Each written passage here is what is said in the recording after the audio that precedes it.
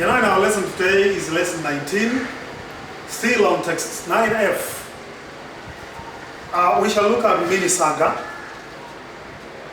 As usual, we must go straight into reading of the text. Welcome. For Swayami, events took an unprecedented or unexpected turn.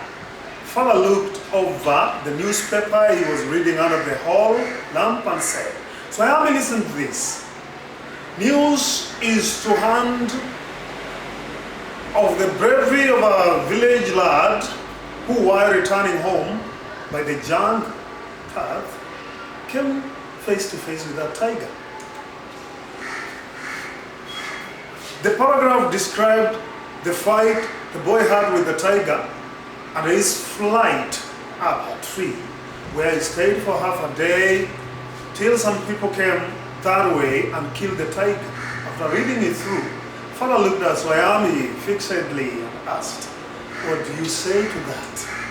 Swayami said, I think he must have been a very strong and grown-up person. Not at all, boy. How could a boy fight a tiger? You think you are wiser than the newspaper? Father sneered. A man may have the strength of an elephant and yet be a coward, whereas another may have the strength of a straw, but if he has the courage, he can do anything. Courage is everything. Strength and age are not important. So Yami disputed the theory. How can it be, Father? Suppose I have all the courage. What can I do if a tiger should attack me? If I lost strength. Can you prove you have the courage? Let me see if you can sleep alone tonight in my office room. So the father was trying to tempt the boy to go and sleep out there in his office room. A frightful proposition, Swayami thought. He had always slept beside his granny in the passage, and any change in this arrangement kept him trembling and awake all night. He hoped at first that his father was only joking. He mumbled weakly, yes, and tried to change the subject. He said, very loudly and with a great deal of enthusiasm, we are going to admit even elders in our cricket club hereafter. No, he's trying to change the subject. But his father is more about him going to sleep in his office.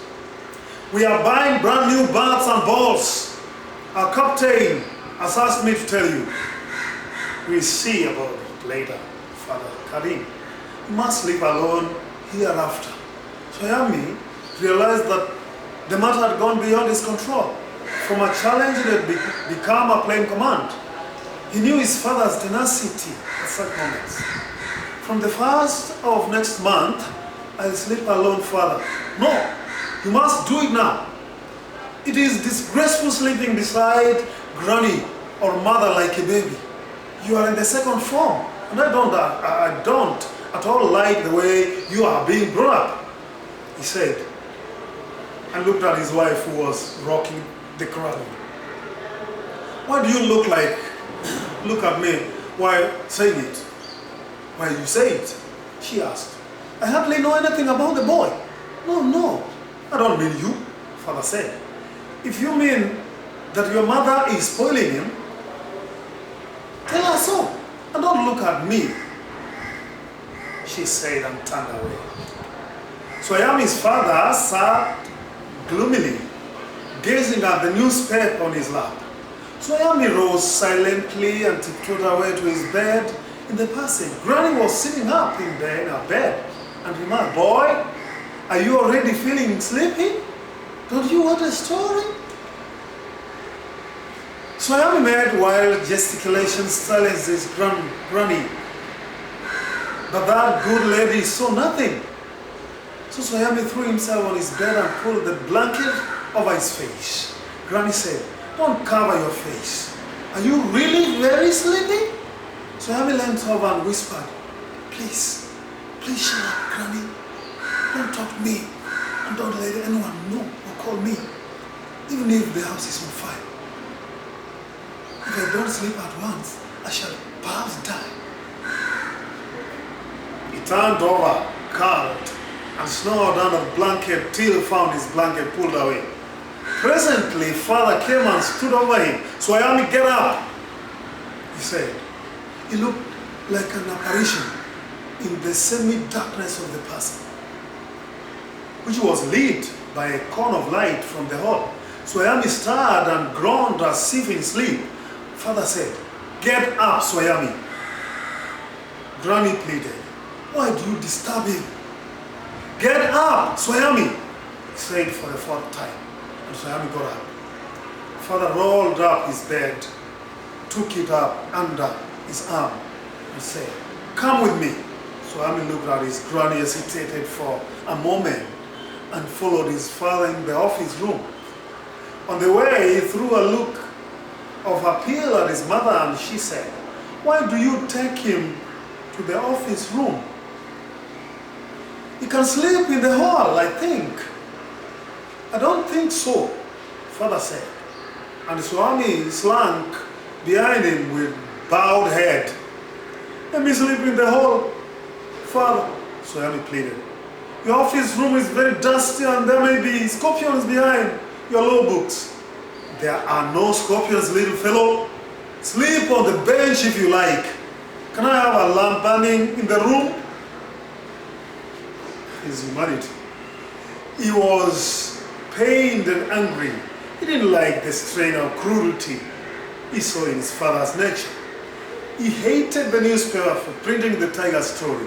He wished that the tiger hadn't spared the boy, who didn't appear to be a boy after all, but a monster. As the night advanced and his silence in the house deepened, his heart beat faster. A ray of light from the street lamp strayed in and cast shadows on the hall, on the wall.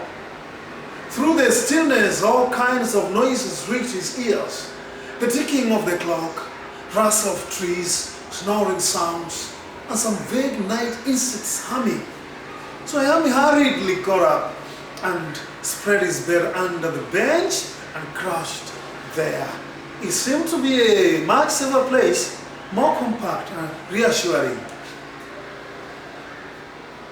He shut his eyes tight and encased himself in his blanket once again, and unknown to himself fell asleep. And his sleep was racked with nightmares. A tiger was chasing him. His feet stuck to the ground. He desperately tried to escape, but feet could not move. The tiger was at his back, and he could hear its claws scratch the ground, scratch, scratch, and then a light thud. So Ayami tried to open his eyes, but his eyelids could not open, and the nightmare continued. It threatened to continue forever. So Ayami groaned in despair. With a desperate effort, he opened his eyes. He put his hand out to feel his granny's presence at his side, as was his habit. But he only touched the wooden leg of a bench, and his lonely state came back to him. He sweated with fright. And now what was this rustling? He moved to the edge of the bench and stared into the darkness. Something was moving down. He lay gazing at it in horror. His end had come.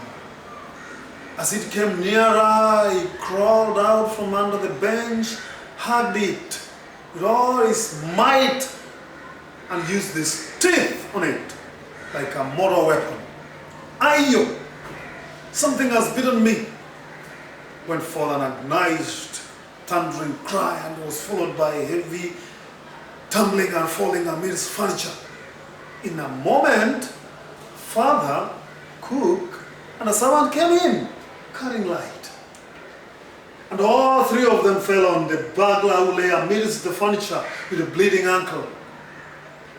Congratulations were showered on Swayami next day. His classmates looked at him with respect, and his teacher patted on his back. The headmaster said that he was a true scout. Swayami had beaten him to the flesh of one of the most notorious housebreakers of the district, And the police were grateful to him for it. The inspector said, why don't you join the police when you are grown up? So Yami said, for the sake of politeness, certainly yes. Though he had quite made up his mind to be an engine driver, a railway guard, or a bus conductor late in life. When he returned back from the club that night, father asked, where is the boy? He's asleep. Already? He didn't have a wink of sleep in the whole of last night, said his mother. Where is he sleeping? In his usual place, mother said casually. He went to bed at 7:30, sleeping beside his granny again, father said. No wonder he wanted to be asleep before I could return home. Clever boy. Mother lost his temper.